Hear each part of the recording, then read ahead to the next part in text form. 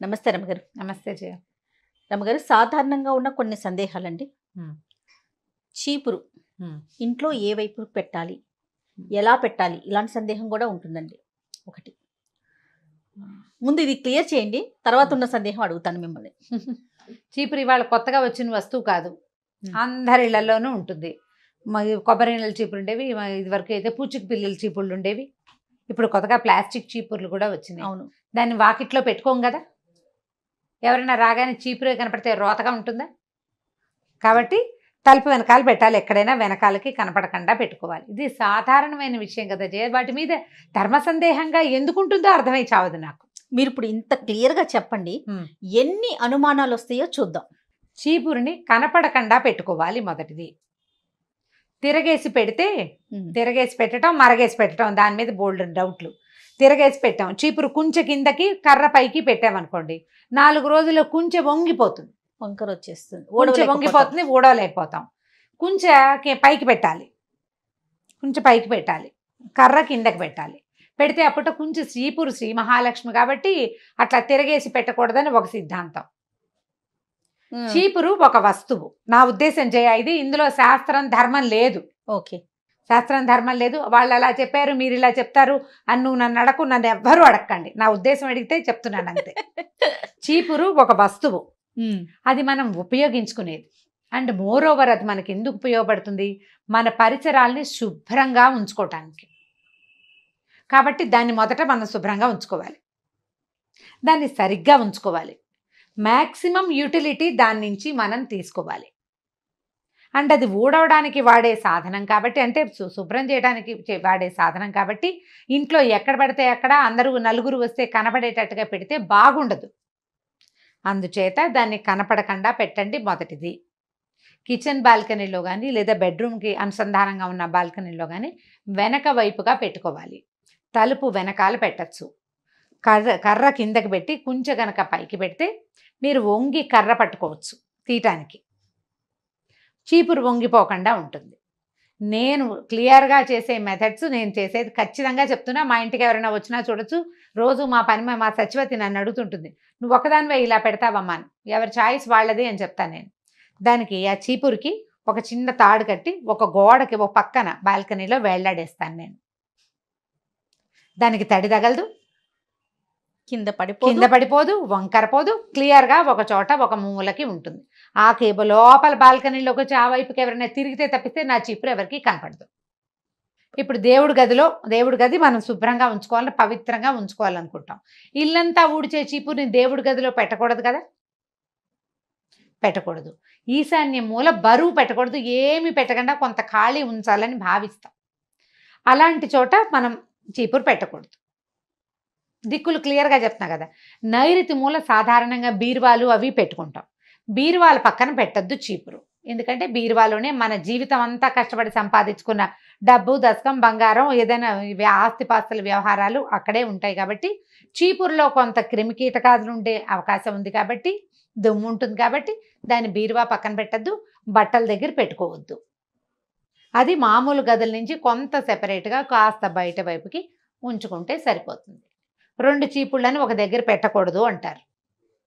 2 చీపుళ్ళని ఓ దగ్గర పెట్టకూడదు, ఇది ఒక సిద్ధాంతం. 2 కొత్త చీపుళ్ళు అయితే పెట్టుకోవచ్చు. రోజు ఊడ్చుకునే 2 కలిపి ఒక దగ్గర పెట్టకూడదని కొంతమంది ఇప్పుడు ఆ డౌట్ వస్తుందని అందుకే చెప్తాను. ఈ 2 చీపుళ్ళు ఓ దగ్గర పెట్టుకుని పెడితే దరిద్రము అని చెప్తారు. ఏం లేదు, ఓ పాత చీపురు ఓ కొత్త చీపురు పెట్టామనుకో, ఒకటి వాడుతున్నాం, కొత్తది ఇంకోటి తీసాం, పాతది పారేయం, కొంచెం కుంచుందిలే ఏ వరండావో ఊడ్చుకోవచ్చు అని పెట్టాం. అవును, అది ఉంచుకుంటాం, వరండాలు జిమ్కోవడానికి, కొంచెం బూజు జిమ్కోవడానికైనా ఉంటుంది అని ప్లాన్ చేసి కొత్త చీపురు ఏమో ఇల్లు ఊడ్చుకుంటాం, ఇదేమో బాల్కనీలో వాకిలో ఊడవడానికి పక్కన పెడతాం. ఇప్పుడు ఆల్రెడీ బాగా పాతపడిన చీపుర్లో కొంచెం ఎక్కువ జర్మ్స్ ఉండే అవకాశం ఉంది. అవి ఆటోమేటిక్గా కొత్త చీపురులోకి వెళ్తాయి, అందుకు వద్దంటారు. కాబట్టి పాత చీపురు బయట పారేసి కొత్త చీపురు తీసుకోండి. ఇల్లు తుడిచే గుడ్డలు అవి కూడా మనం ఇల్లు తుడుస్తాము, ఒక బట్టతోటి ఇల్లు తుడుస్తాము, గట్లు తుడుచుకుంటాము. అవి ఎవరైనా వచ్చే వాకిట్లోనే పెడితే బాగుంటుందా? చూడ్డానికి నీట్ ఫీల్ రాదు కదా. అలుగు గుడ్డలు కనపడుతుంటే రోతగా ఉంటుంది, ఇల్లు బాగోదు. అందుకని వాటిని కనపడకుండా ఉంచుకుంటాం. చీపురు శ్రీ మహాలక్ష్మి అని ఒక మంచి పాయింట్ ఉంటుంది, దాన్ని తొక్కకూడదు. అవునండి, దాటకూడదు, తొక్కకూడదు తొక్కకూడదు, అనుకుంటాం. దాటకూడదు. ఈ రెండు ఎందుకు చెప్తారంటే చీపురే మన ఆరోగ్యానికి ప్రధాన హేతు. అందుకే చీపురు శ్రీ మహాలక్ష్మి, ఆరోగ్య లక్ష్మికి కారణమైంది చీపురు. దాన్ని దుమ్ము తుడుచుకుంటాం కదా, అవును. మరి అలాంటి వస్తువుని కొంత పవిత్రంగా ఉంచాలి కదా. తొక్కితే ఏముంది, చీపురు నలిపోతుంది, విరిగిపోతుంది. దాంట్లో ఏదైనా ఒకటి అరా జర్మ్స్ ఉంటే వాటి దారిన లేకుండా అవి ఇంటి మధ్యలో వేసుకుని తొక్కేమంటే కాళ్ళకి పట్టేస్తాయి అవి. అవును. అందుకు ఆ పని చేయకూడదని జయ మనకి పాతకాలపు పద్ధతులన్నీ మనకి భయాన్నో భక్తినో కలగజేసి మాన్పించేందుకే చాలా మటుకు, అంటే చెడు పనులు చేయకూడని పనులు మాన్పడం కోసం భక్తి లేదా భయము ఈ రెండు భావాల్ని ప్రవేశపెట్టారు. అవునండి, అదైతే 100%. చీపురు పరిశుభ్రంగా ఉంచుకోవాల్సిన వస్తువు, ఎందుకంటే అదే మన ఇంటి శుభ్రతని కాపాడుతుంది. కనపడకుండా పెట్టుకోండి. నా మెథడ్ అయితే నేను వేళ్లాడేస్తాను ఖచ్చితంగా, అందులో ఎటువంటి డౌట్ లేదు. బాగుందండి మీ ఐడియా, సూపర్. ఇప్పుడు బాల్కనీలో పడుకోబెట్టడం. ఏం చేస్తారు అమ్మగారు? పుల్లల చీపురు కూడా అంతే చేయ, అంటే కొంచెం ఎత్తులో డస్ట్బిన్ పెట్టుకోవడానికి ఒక కార్నర్ ఉంది, ఆ కార్నర్ పైన పెడతాను. నీళ్లు శుభ్రంగా ఏదైనా తడి ఉందనుకో, నీళ్ళు కారిపోతే చీపురు ఆరిపోతుంది. ఓకే. చీపురులో తడి ఉండదు. కొంచెం కిందకి పెట్టామనుకో, పుల్లల చీపురులో తడి ఉండి కొంచెంతా నానిపోతుంది. అవును. 2 రోజుల్లో వాసన వస్తుంది. మనం ఆ బాల్కనీ వాటితోటి తుడిచామనుకో, ఇప్పుడు ఆ వాసన వల్ల వచ్చేటువంటి ఏ రకమైన బ్యాక్టీరియా అయినా మన ఇంట్లోనే వాసన వస్తుంది, అడుగులు విరిగిపోతాయి. అడుగులు విరిగిపోతాయి. వాసన రానివ్వకూడదు. వాసన వచ్చిందంటే బ్యాక్టీరియా, అంతే. వాసన రాకుండా ఉండాలంటే చీపురు ఆరిపోవాలి. శుభ్రంగా కడిగేసి దాన్ని ఎక్కడైనా దాన్ని కూడా కొంచెం పుల్లల చీపురు టైట్గా కట్టేయాలి. ఒక తాడు కట్టి వేళ్లాడేస్తే తడి ఆరిపోతుంది. తడి ఆరిపోతే ఇంకా అనారోగ్యం లేదు, ఇంకా అందులో డ్రై అయిపోతుంది కదా. తడి ఉండేసరికల్లా మనకి బ్యాక్టీరియా డెవలప్ అవుతుంది. జాగ్రత్తగా చేసుకోవాల్సినవి ఇందులో భక్తి మీరు ఉంచుకోండి. కావాలంటే మీకు అలవాటు ఉంటే కనుక మన ఇళ్లలో ఉన్న పద్ధతులు కాదు, మేము ఇలాగే పెడతాం, మా అమ్మగారు ఇలాగే చెప్పారంటే చక్కగా చేయండి అమ్మా, మీ అమ్మే కరెక్ట్, మీ అత్తగారే కరెక్ట్. నా విధానం అయితే ఇది. నేను ఏమనుకుంటా అంటే ఇల్లు, దాన్ని శుభ్రం చేసే వస్తువు, దీన్ని బాగా ఉంచుకోవాలి, అంతే. రెండో ప్రశ్న, అద్దం పగలకూడదంటారు. ఒకవేళ పగిలిన అద్దాన్ని మనకి టైం కుదరక దాంట్లోనే చూసుకుంటే అశుభం జరుగుతుంది అనేసి అంటూ ఉంటారు, ఏమంటారు? అద్దం పగలటం ఏంటంటే అశుభ సూచకం అంటారు.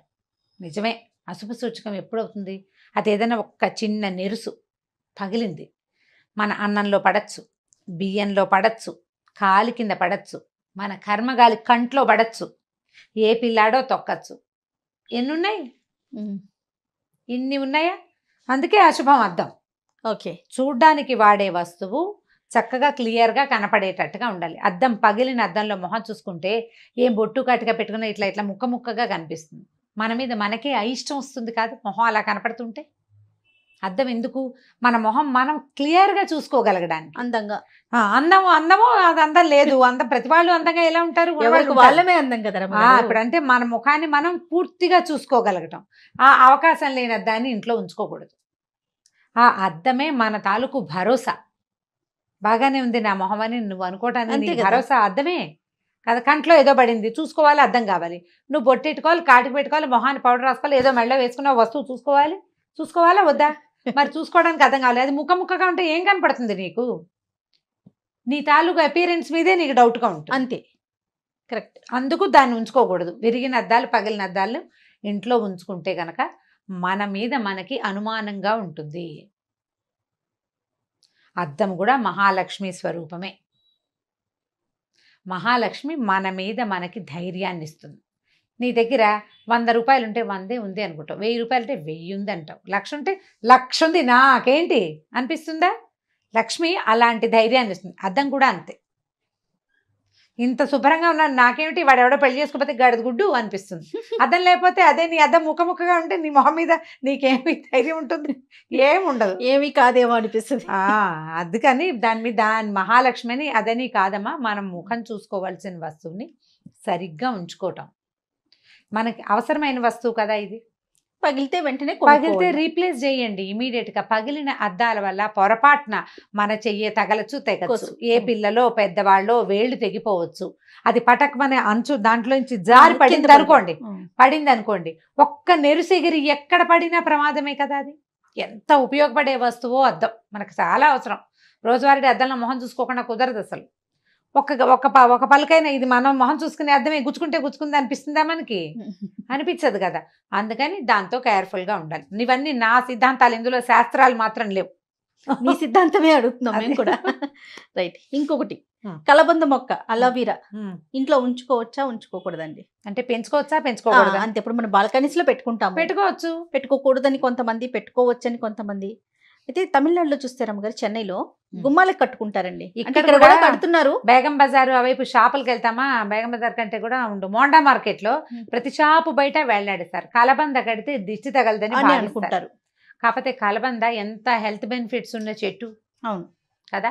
అది స్కిన్కి మంచిది, జుట్టుకి మంచిది, పొట్ట లోపలకి తీసుకుంటే మంచిది. బోల్డని మంచిలున్న చెట్టు ఇంట్లో పెంచుకోకూడదని ఎందుకు అనుకోవాలి ఎవరైనాను?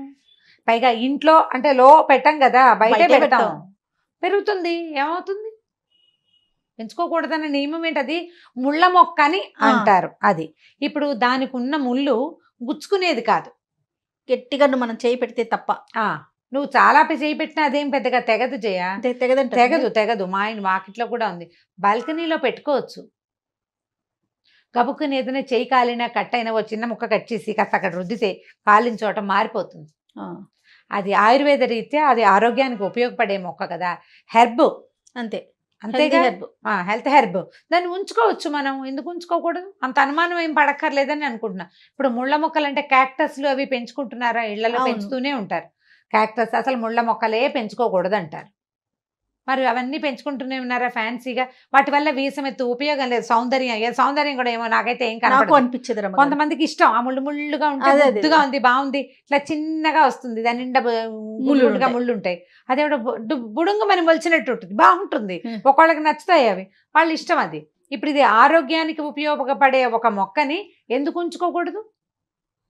పోనీ మీకు ఉంచుకోకూడదు అనిపించింది, ఇది పెట్టుకున్నాక నాకేదో అశుభం జరిగిందని మీరు భావించారు, తీసేయండి.